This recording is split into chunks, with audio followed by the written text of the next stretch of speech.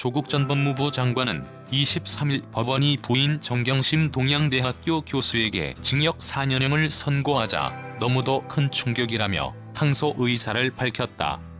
그러나 조 전 장관은 7년 전 최종 재판 결과까지 기다리라는 주장은 진실농단 수작이라는 주장을 한 바 있어 조스트라다무스라는 비아냥을 들었다. 재판부의 판단이 잘못됐다고 보고 항소하는 자신을 이미 과거에 예측했다는 것이다. 조국 즉각 항소에서 다투겠다. 조 전 장관은 23일 트위터에 정경심 교수 1심 판결 결과 너무도 큰 충격이라며 검찰 수사에 출발이 된 사모펀드 관련 횡령 혐의가 무죄로 나온 것만 다행이라고 적었다. 조 장관은 이어 제가 법무부 장관에 지명되면서 이런 시련은 어쩌면 피할 수 없는 운명이 됐나 보다 더 가시밭길을 걸어야 할 모양이다. 즉각 항소해서 다투겠다고 덧붙였다.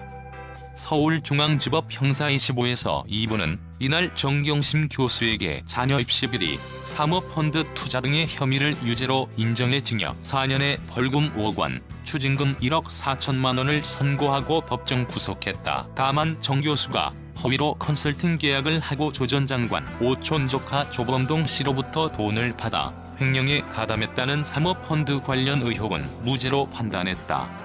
7년 전 똑같은 상황에 조국 사건 진실농단 수작조 전 장관은 부인 정경심 교수 1심 선고 후 약 30분 뒤 재판부 판결에 불복하며 즉각 항소하겠다는 방침을 밝혔다. 그러나 조 전 장관은 7년 전에는 사법부의 판단과 결과를 기다려야 한다는 주장에 진실농단 수작이라고 비꼰 바 있다. 조 전 장관은 2013년 11월 3일 트위터에 최종 재판 결과 나올 때까지 기다려야 한다는 주장은 초동수사부터 대법원 판결 때까지 시민의 입, 손, 발을 묶어놓고 국가기관 주도로 사건의 진실을 농단하려는 수작이라고 적었다.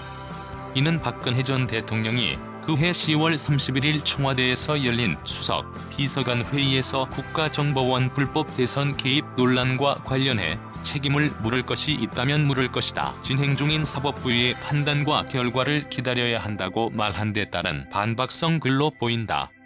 윤석열 비판 7년 전에는 버텨주세요. 조 전 장관은 과거 자신의 말과 지금의 행동이 일치하지 않는 경우가 잦다. 그는 지난 16일 추미애 법무부 장관이 윤석열 검찰총장 2개월 정직이라는 검사징계위원회 결과 보고 후 사의를 표명하자 이유 불문하고 정무적 책임을 지겠다는 선제적 결단을 내린 것 같다며 법적 징송을 하겠다는 윤 총장과 대조적이라고 평가했다.